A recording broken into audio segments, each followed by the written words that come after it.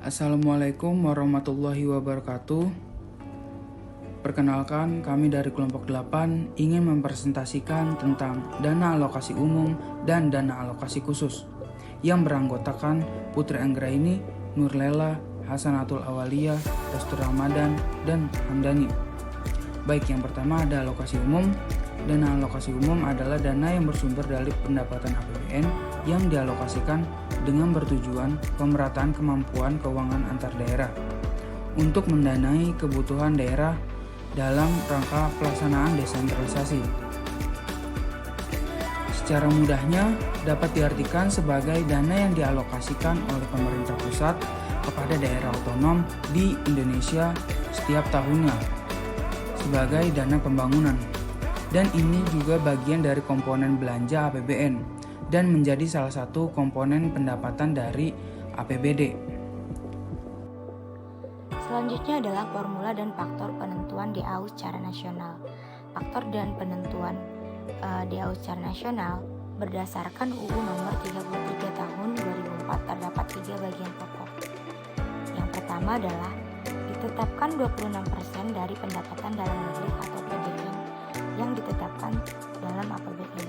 Jadi sebelum menetapkan 26% dari pendapatan dalam negeri, haruslah ditetapkan sebelumnya oleh APBN. Selanjutnya adalah PDN neto. Nah, PDN neto adalah penerimaan negara dari pajak dan bukan pajak.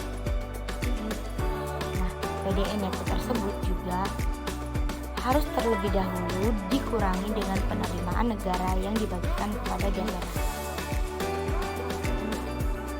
Selain formula dan faktor-faktor penentu DAU nasional, adapun formula dan faktor-faktor penentu DAU daerah, di mana DAU dialokasikan kepada daerah dengan menggunakan formula DAU yang berdasarkan alokasi dana dan celah fiskal. Dengan pembagian DAU untuk daerah dan provinsi atau kabupaten, masing-masing hanya mendapat 10% dan 90%-nya adalah DAU nasional. Rumus yang menghitung formula dan faktor-faktor penentu DAU daerah adalah DAU sama dengan AD plus CF.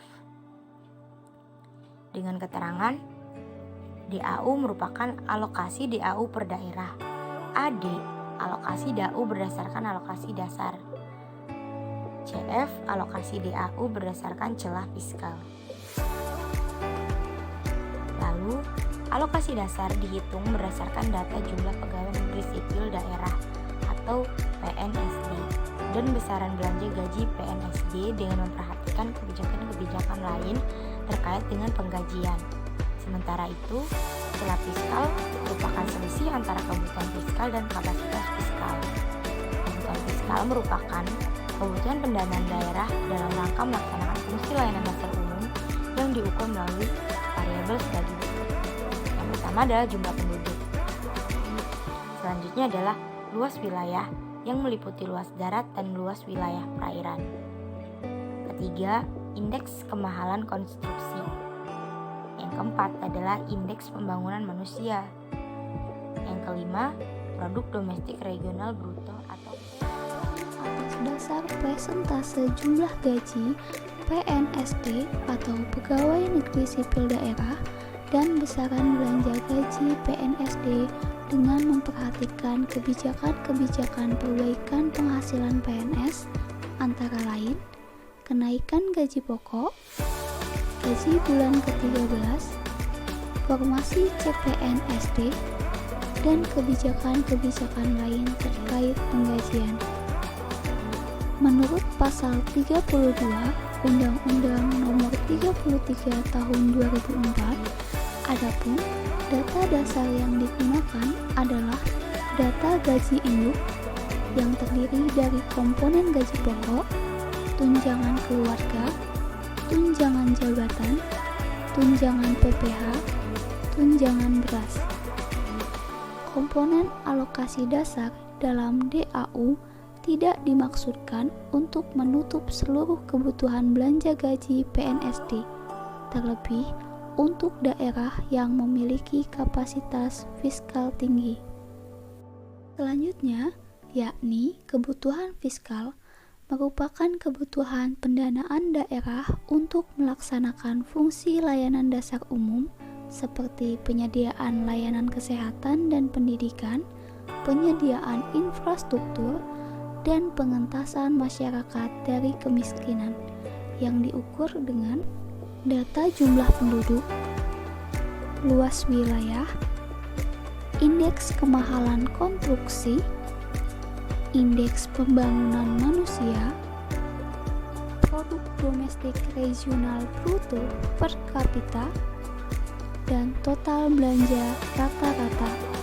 Sementara itu, kapasitas fiskal merupakan sumber pendanaan daerah yang berasal dari penjumlahan pendapatan asli daerah, dana bagi hasil pajak, dan dana bagi hasil sumber daya alam.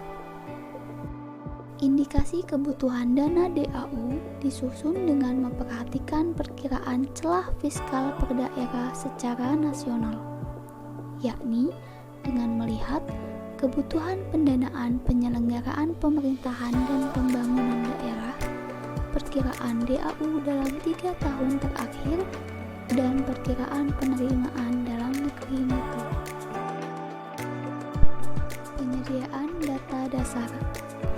Semua data tersebut disampaikan kepada Menteri Keuangan Ceki Dirjen Perimbangan Keuangan paling lambat bulan Juli. Penyampaian data tersebut harus disertai dengan penjelasan metode penghitungan Dana bersumber dari pendapatan APBN yang dialokasikan kepada daerah tertentu dalam tujuan untuk membantu mendanai kegiatan khusus yang merupakan urusan daerah sesuai dengan prioritas nasional. Artinya, daerah yang mendapatkan data merupakan daerah tertentu saja dan sudah menjadi prioritas nasional oleh pemerintah. Kemudian terdapat 2 jenis DAK.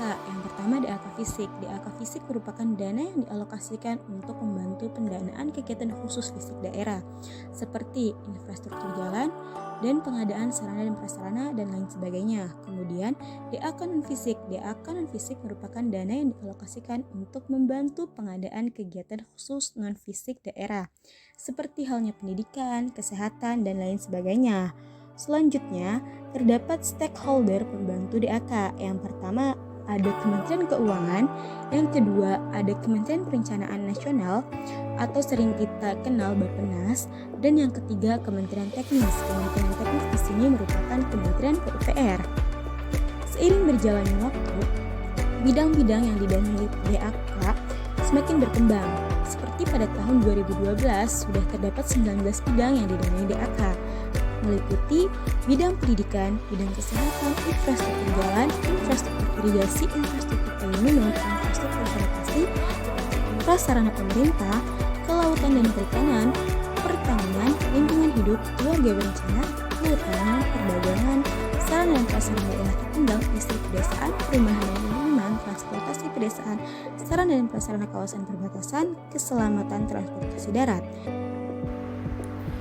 Selanjutnya ada penentuan daerah alokasi dana khusus, di mana alokasi dana khusus terbagi ke dalam 3 bagian.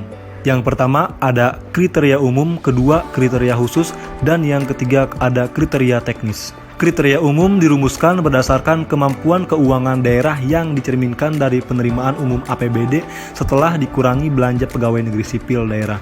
Kemampuan keuangan daerah dihitung melalui indeks fiskal neto. Selanjutnya ada kriteria khusus, di mana peraturan perundang-undangan yang mengatur penyelenggaraan otonomi khusus, dan ada juga karakteristik daerah. Jadi kriteria khusus ini dirumuskan melalui indeks kewilayahan. Dan yang terakhir ada kriteria teknis, di mana kriteria teknis disusun berdasarkan indikator-indikator kegiatan khusus yang akan didanai dari DAK. Dan kriteria teknis dirumuskan melalui indeks teknis.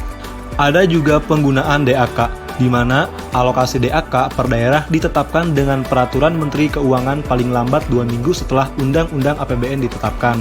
Daerah penerima DAK wajib mencantumkan alokasi dan penggunaan DAK di dalam APBD. DAK tidak dapat digunakan untuk mendanai administrasi kegiatan, penyiapan kegiatan fisik, penelitian, pelatihan, dan perjalanan dinas.